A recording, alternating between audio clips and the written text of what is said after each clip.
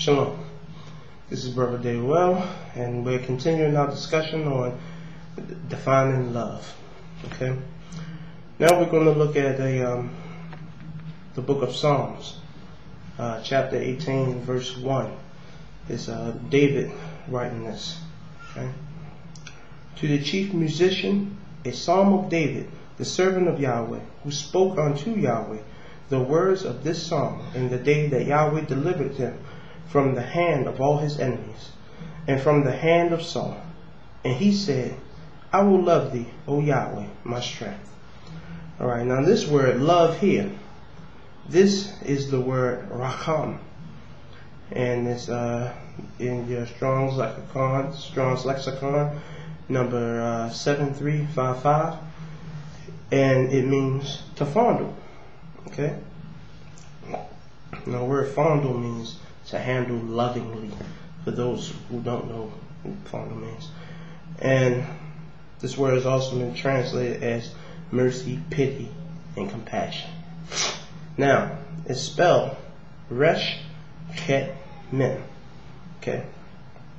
Now the Resh, that's the head of a man. It means the top or the beginning of something. Okay. First, the chief, right? Now you have the Ket, which is the wall, means to divide, separate, protect, right? Now you have the Mem, and the Mem is water, and it means to be hidden, because of the depths of the water. You can't see to the bottom of the water. It's certain things, man hasn't reached the bottom of the water, probably never will. It's just too deep. It also means mighty in strength, and it could also mean chaos because of the way it was drawn. It was raging waters. It looked like 3 W's connected, and it goes up and down, like that. All right. So put it together in your head. Separate or divide the chaos. Okay, divide the chaos in your head, in your mind. Okay, now what does that have to do with fondling? Because I gave you the definition, is to touch or handle lovingly. Okay, well, David gave it to us from the very beginning. He said, to the chief musician, a psalm of David, the servant of Yahweh, who spoke unto Yahweh the words of this song in the day that Yahweh delivered him from the hand of all his enemies and from the hand of Saul. David was going through some stuff, but he never lost faith in Yahweh. He never stepped away from Yahweh. His eyes was always, the scriptures say, his heart was fixed on him. So when he went through these things, it was chaos going on in his life, but in his mind he knew that Yahweh was going to bring him out of it. Okay. So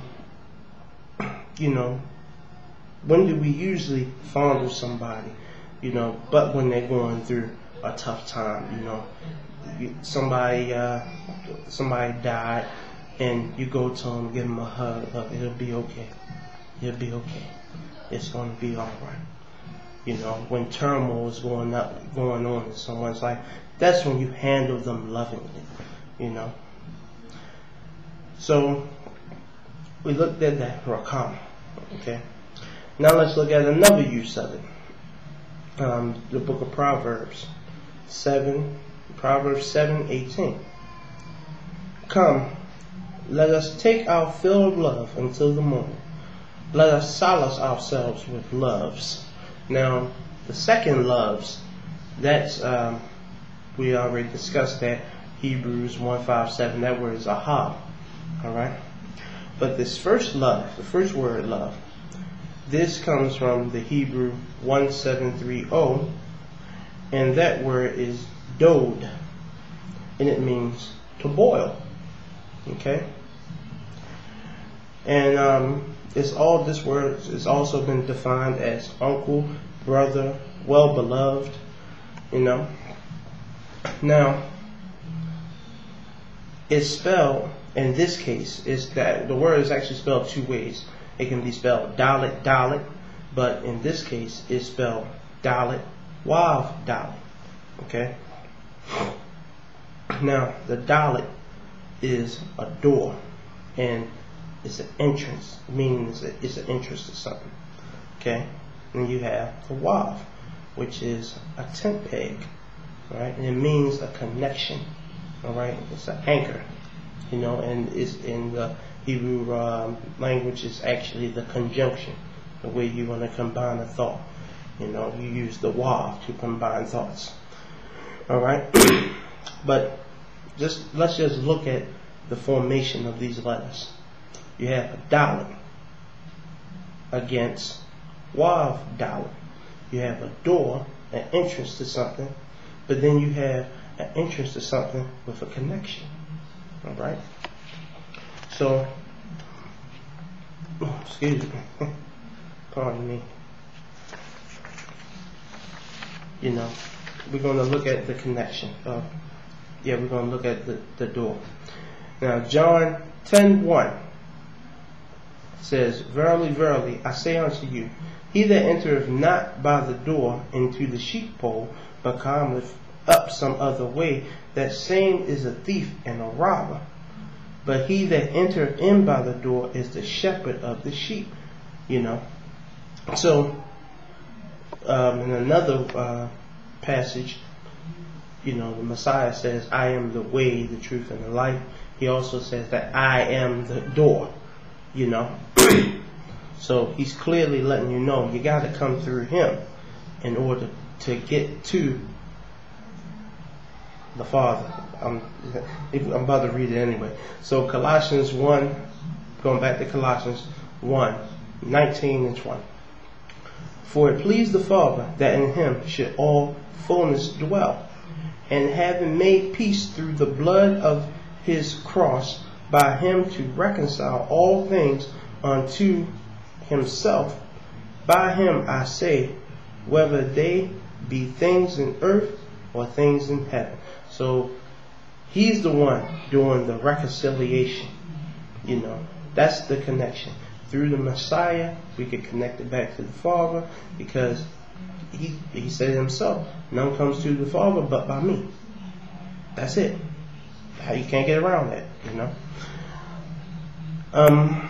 So let's look at another way this word is used. This word love. We can go to the Song of Solomon 1:9. "I had compared thee, O my love, to a company of horses in Pharaoh's chariots." All right. So this word comes from the Hebrew 7474. And the word is Hebrew lexicon 7474. And the word is rayah. And this word means a female associate. Okay. And it's derived from Hebrew 7453, which is rayah, and it means an associate, just an associate. All right. Then that's derived from another word, number 7462, and it's ra'ar, and it means to tend a flock, that is pasture it. All right. Generally to rule. All right. So we're gonna stop right here. We're going to pick it up on the next one, on the next part, and we'll go deeper and find out the things that were said, the meaning of this word. My name is Dale Well, and I bid you a shalom.